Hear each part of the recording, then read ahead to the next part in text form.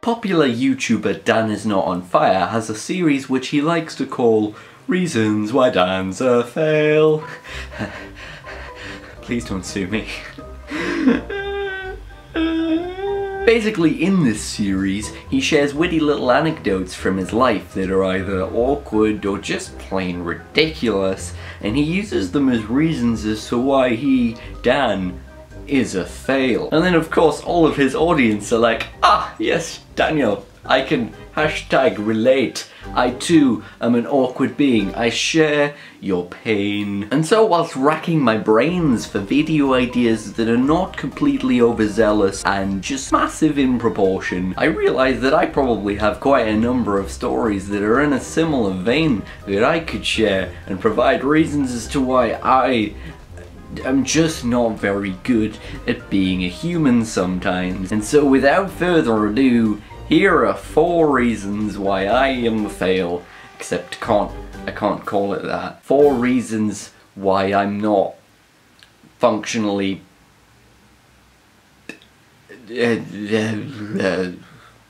Number 1. The wet shave. Now for this first story I must actually issue a trigger warning because it deals with discussion of blood and shaving apparatus. So if either of those things are a particular no-no for you, then I'll provide a little annotation on the screen to skip straight to story number 2, which I assume is far friendlier. For those of you who don't know, I recently moved out on my own, and I thought, hey, you know, new life, new me, I'm gonna have a bit of a shave. You know, the old beard is getting a little bit too long, it's getting a little bit bushy, I'm gonna do the thing.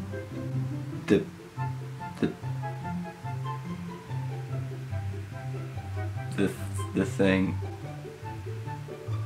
I decided I'm gonna have a bit of a shave, but because I usually use my dad's little electric razor-y thing, I had never experienced what you call a wet shave, which is where you use the squirty cream. It isn't actually squirty cream, it's far thicker in consistency, and you use like an actual blade, and you go to like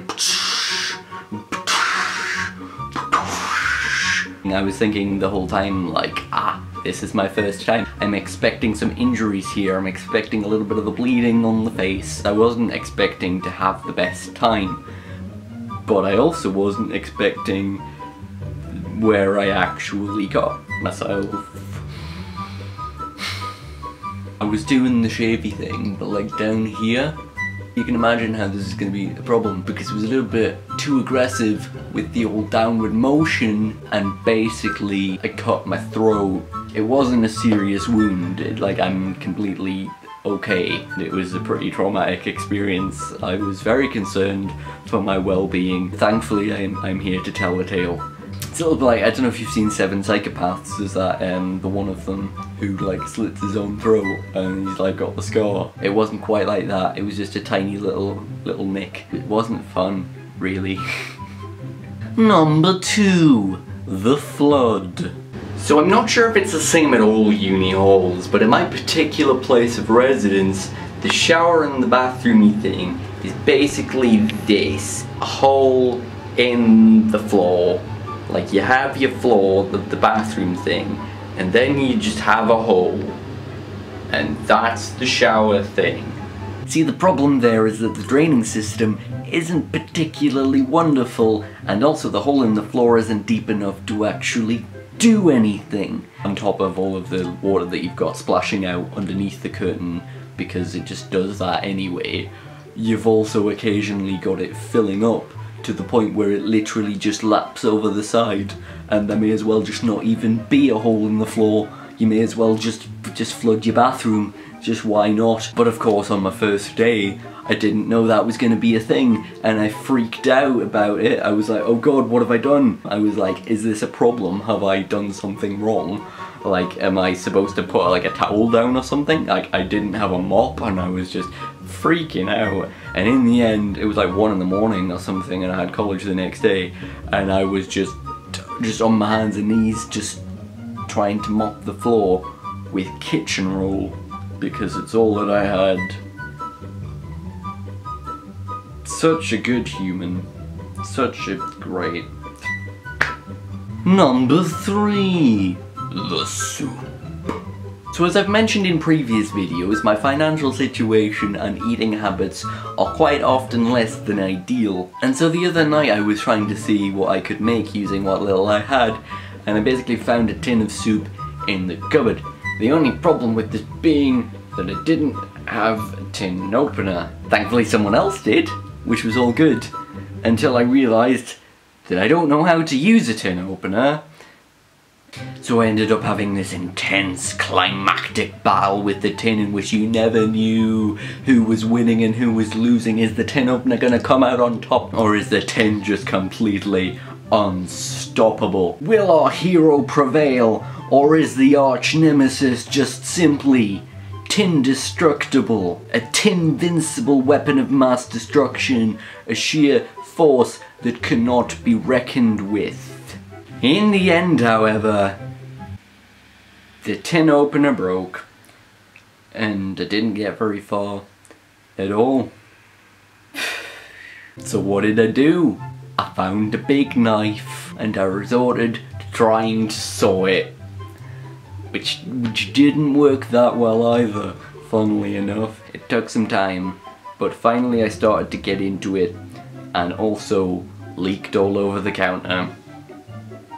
Hello, my name is Aaron Hastings, and this is how to live independently. Number 4.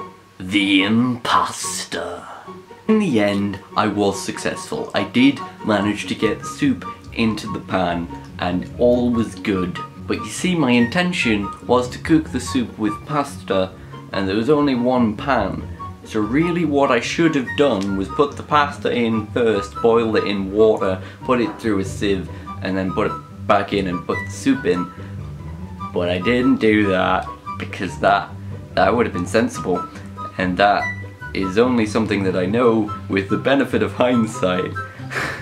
Because I thought, hey, you know, we're being independent, let's do some experimentation and just see what we can get away with. Let's just screw around with the few resources we have and just hope we hit lucky, really, because that is definitely the way forward. My train of thought was that if I cook the pasta in with the soup rather than like boiling it separately, it would cook within the soup and absorb all of the soupy juices and just generally be nicer. I'm not quite sure it turned out like that, really. What happened was that I was having a good go at it for quite a long time. The soup was soaking in the way that I intended.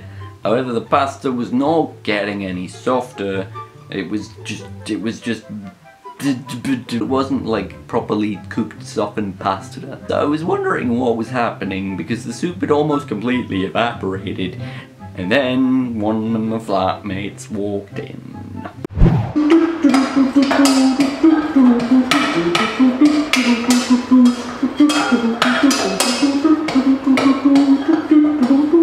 Oh yeah, you alright? Not too bad, yeah. Just made some pasta.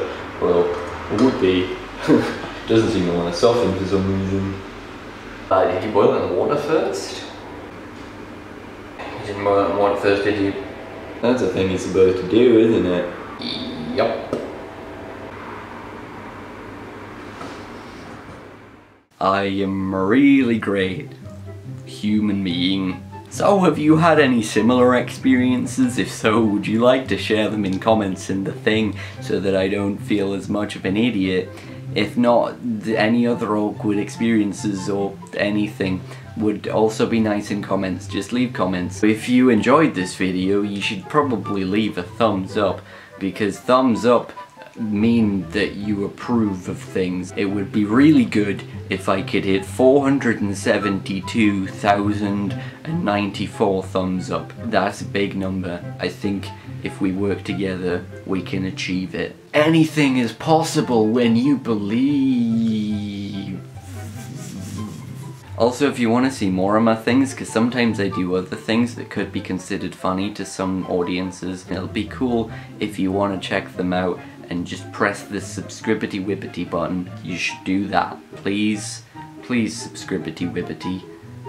I hope you're having a good day. Merry Christmas to all, and to all a good night. Please subscribe to my channel.